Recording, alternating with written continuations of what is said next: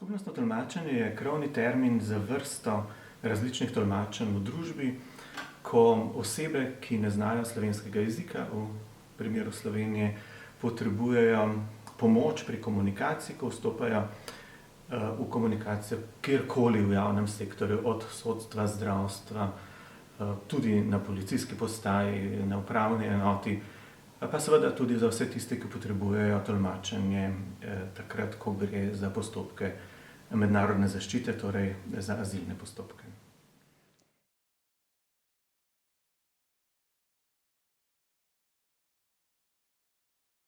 Večinoma poznamo bolj konferenčno tolmačenje, torej tolmačenje, ki poteka v inštitucionalnem okolju, kot je recimo Evropski parlament. Pri tem tolmačenju gre pa v resnici za to, da poskušamo pomagati ljudem, ki so del družbe v vsakodnevnih situacijah, ko potrebujejo pomoč pri komunikaciji. Na začetku se pojavila ideja, da bi temu tolmačenju rekli tolmačenje za potrebe skupnosti, torej za potrebe družbe.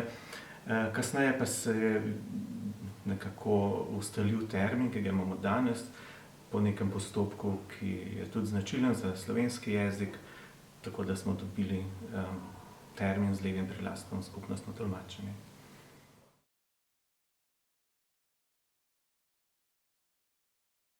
Skupnostno tolmačenje bi načeloma bilo dobro, da je urejeno enotno, celostno, vendar v slovenskem prostoru temu ni tako. Najbolje je urejeno področje sodnega tolmačenja.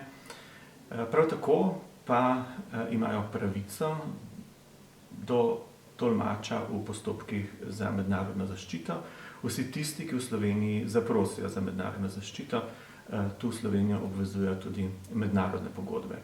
Vmes je pa cel siv spekter tolmačenja, ki ga rešujemo na zelo različne načine, velikokrat tudi z ad hoc tolmači.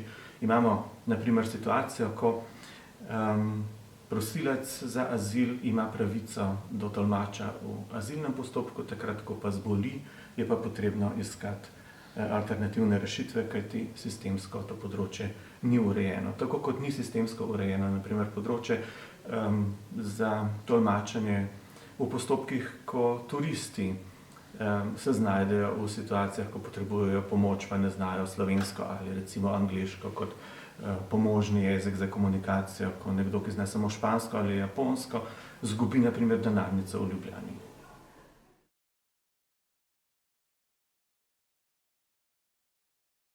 Skupnostno tolmačenje je pravzaprav tolmačenje, ki lahko rešuje življenje. Rekli smo, da potrebujejo ljudje tolmača takrat, ko ne znajo slovensko in potrebujejo pomoč zdravnika. V takih primerih je to zares lahko življenjsko usodno. Hkrati je skupnostno tolmačenje tisto, ki zagotavlja enako sodno varstvo v sodnih postopkih. Torej, če nekdo ne zna slovensko, mu je treba zagotoviti enako obravnavo na sodišču. In to velja pravzaprav za vsa okolja, kjer imamo nesorazmerno razporeditev družbene moči. V teh primerih vstopamo v okolja, kjer je nekdo na družbeni moči, torej imamo sodnika, imamo zdravnika, imamo nekoga na upravni enoti in nekoga, ki potrebuje pomoč, in ta, ki potrebuje pomoč, je potem še dodatno deprivilegiran, če jezika ne zna. Torej, skupnostno tolmačenje je tisto, ki opolnomoči vse tiste, ki v takih okoliščinah ne znajo slovenščine in vstopajo v komunikacijo v precej hierarhiziranem okolju.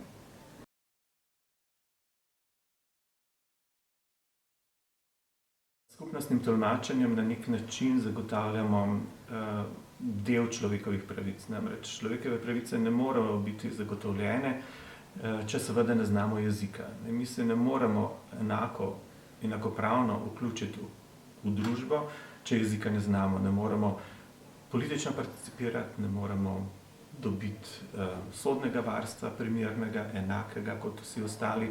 Ne moremo priti do enake zdravstvene oskrbe. Zato je to eden od segmentov, ki je za vsako okolje, ki je večjezično in večkulturno in taka so pravzaprav vsa okolja. Danes je svet zelo odprt, kljub pandemiji še vedno potujemo. Nikoli ne bomo zaustavili migracij. Migracije so bile tu skozi celotno zgodovino. In seveda živimo v Evropski uniji, ki je večjezična in večkulturna, zato je to področje, ki bi ga morali še bolj sistematično urediti, kot ga imamo danes.